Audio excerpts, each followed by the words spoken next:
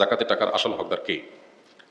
জাকাতের হকদার বা জাকাতের উপযুক্ত যিনি জাকাত খেতে পারবেন, যাকে জাকাত দেওয়া যাবে, সেই মানুষগুলো সম্পর্কে কোরআন কারীমে আল্লাহ তাআলা একটি আয়াতে আলোকপাত করেছেন। আল্লাহ বলেছেন, আউযু বিল্লাহি মিনাশ শাইতানির রাজীম, ইন্নামাস সাদাকাতু লিল ফুকারাই ওয়াল মাসাকিন ওয়াল আমিলিনা আলাইহা ওয়াল মুআল্লাফাতি কুলুবুহুম ওয়া ফির রিকাব ওয়াল গারিমিন ওয়া ফি সাবিলিল্লাহি ওয়া ইবনিস সাবিল।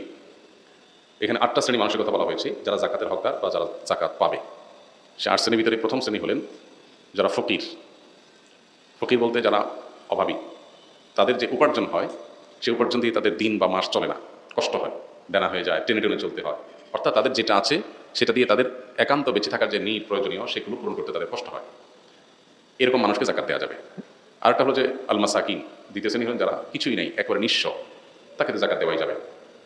ফকির এবং মিসকিনের সংজ্ঞা নিয়ে ভিন্ন রকমের সংজ্ঞাও আছে, মত পার্থক্য আছে, কিন্তু মোটা দাগে এই দুইটা শ্রেণীর ব্যাপারে কোনো মত পার্থক্য নাই যে জাকাতের হকদার প্রথমত যাদের কিছুই নেই, একবারে নিঃস্ব তারা, দ্বিতীয়ত যাদের আছে কিন্তু যেটা আছে সেটা দিয়ে তার চলে না।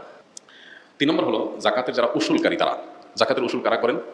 রাষ্ট্রীয়ভাবে জাকাত উসুলের ব্যবস্থাপনা থাকলে যে ডিপার্টমেন্ট এটা দেখাশোনা করবে সেই ডিপার্টমেন্টের কর্মী শ্রমিক যারা থাকবে তাদের বেতন ভাতা এই জাকাতের টাকা থেকে দেওয়া যাবে। 4 নম্বর হলো মুআল্লাফাতু কুলুবুহুম। মুআল্লাফাতু কুলুব বলা হয় সেই সব মানুষদেরকে যাদেরকে জাকাতের অর্থ দিলে তারা ইসলামের দিকে অগ্রসর হবে। ধরা যাক কেউ নতুন মুসলমান হয়েছে, তাকে জাকাতের টাকা দিলেন ইসলামের উপর অটল অবিচল থাকার জন্য।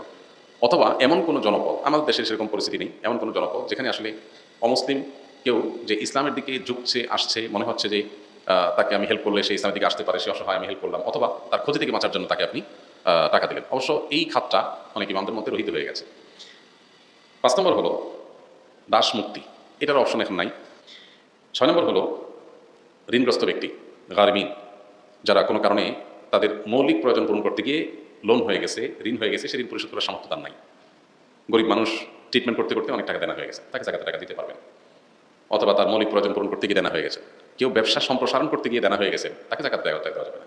তার এই ঋণটা বাণিজ্যিক কমার্শিয়াল লোন, এটা তার প্রিন্সিপাল নিড পূরণের জন্য লোন না। 7 নম্বর হলো সাবিলিল্লাহ, আল্লাহর রাস্তায়। আল্লাহর রাস্তা বলতে জেহাদকে উদ্দেশ্য করা হয়েছে। কোনো আলিম এটাকে ব্যাপকভাবে যে কোনো দিনের কাজ, দাওয়াতের কাজকেও এখানে শামিল করেন। মূলত এখানে জেহাদকে মিন করেছে। জেহাদ যদি চলমান থাকে, সুযোগ থাকে, সেখানে জাকাতের টাকা দেওয়ার, সেখানে জাকাতের টাকা দেওয়া যাবে। সর্বশেষ খাত হলো ইবনুস সাবিল বা পথিক, মুসাফির, যিনি সফরে আছেন কিন্তু তার সফরে কোনো প্রয়োজন হয়েছে, তখন তিনি তার মূল জায়গাতে অনেক টাকা পয়সা আছে, তিনি জাকাতের হকদার না, সচ্ছল মানুষ, কিন্তু এই মুহূর্তে তিনি ট্রাভেলে আছেন, এদিকে তার নিড হয়েছে, তো যতটুকু নিড আছে ততটুকু তিনি জাকাতের টাকা থেকে নিতে পারবেন যদি তার সাথে টাকা পয়সা না থাকে।